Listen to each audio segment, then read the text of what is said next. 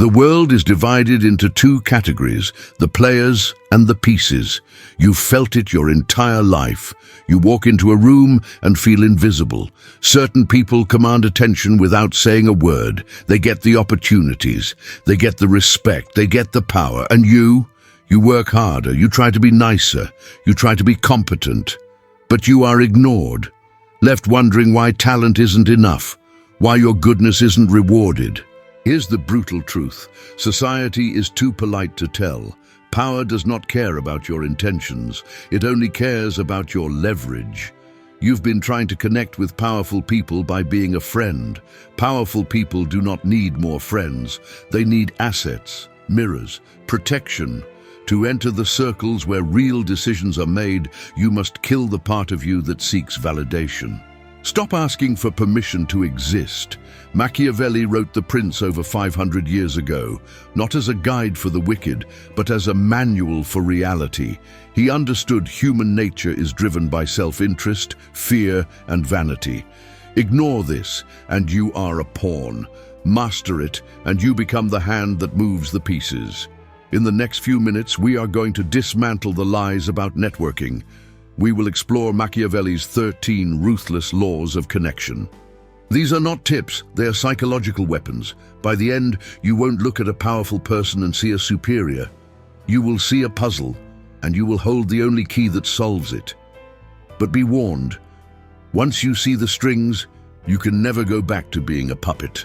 Most people fail because they approach power with an open hand, begging for a favor. They think connection is about being yourself.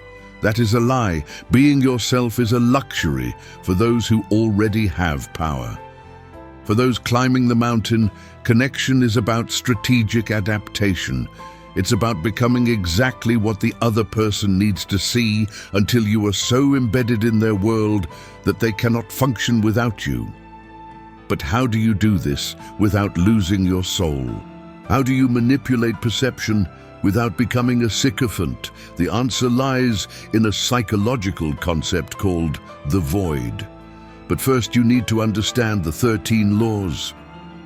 Law 1, never outshine the master. The first mistake you make is trying to impress. You meet someone influential and your ego takes over. You want to show how smart, capable, and talented you are. You think this earns respect. It doesn't. It breeds insecurity. Powerful people are often fragile. Their identity is built on being the smartest or strongest in the room. If you shine too brightly, you look like a threat, not an asset. Machiavelli warned, it is always dangerous to appear better than your superiors. Even accidentally outshining them triggers their survival instinct. Strategy? Dim your light. Make them look brilliant. Frame your ideas as theirs. Ask questions that let them lead. Feed their vanity. This is camouflage, not weakness. By letting them feel superior, you lower defenses. You become safe, allowed inside their world, observing quietly, learning patterns. Let them have glory. You take influence. Law 2, conceal your intentions. Predictable people are controllable people. If they know what you want, money, praise, favors, they can manipulate you. Most people walk into rooms desperate, eyes screaming, I need something from you. Desperation repels power. To connect with influence, become a cipher. Machiavelli said, keep your friends close, but your intentions closer. Be unreadable. Don't reveal your endgame. Talk about art, hobbies, philosophy, anything that humanizes the interaction. Create curiosity. Let them wonder why you're there. When they can't figure you out, they project desires onto you. They chase the puzzle. Never show all your cards. Be friendly, charming, but lock your ambition away. The less they know, the more power you hold. Be the mystery. Be indispensable without them realizing it. Law 3, appeal to self-interest, never to mercy. Here's where nice guys fail. You need a favor, a mentor, or an investment. Most people plead, tell sob stories, appeal to kindness, gratitude, or morality. It might get a nod or smile, but nothing changes. Why? Mercy is a burden. Powerful people are busy. Helping everyone who deserves it would bankrupt them. Machiavelli said, "It is better to be feared than loved, if you cannot be both." In connection, this means be needed, not liked. Offer transactions disguised as alliances. Find what they need. Do they have a rival to crush? A problem no one else can solve?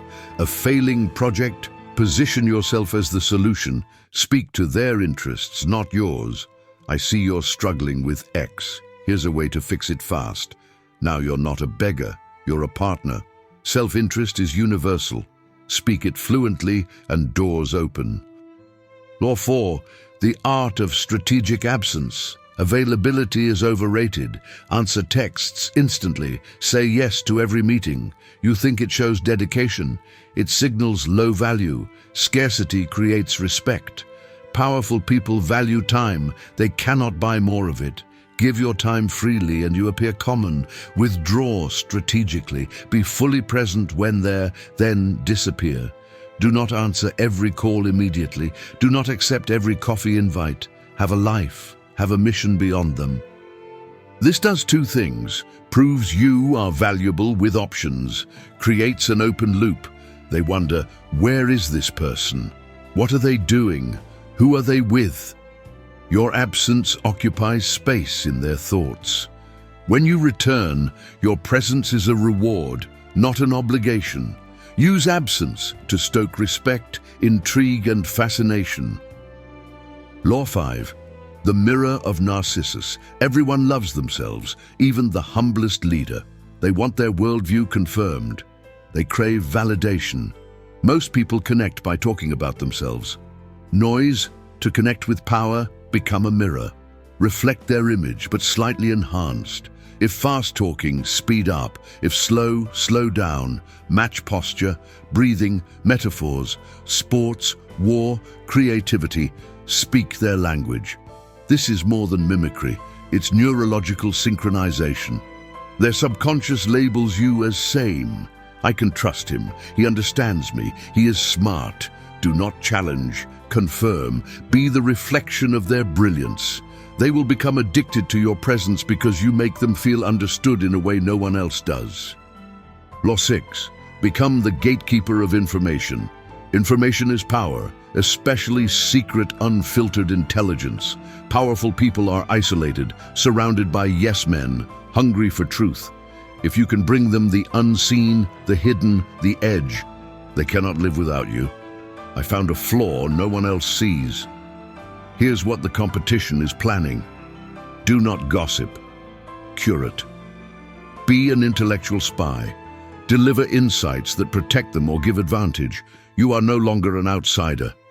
You are a conspirator. Keep sources hidden. If they can get info without you, they don't need you.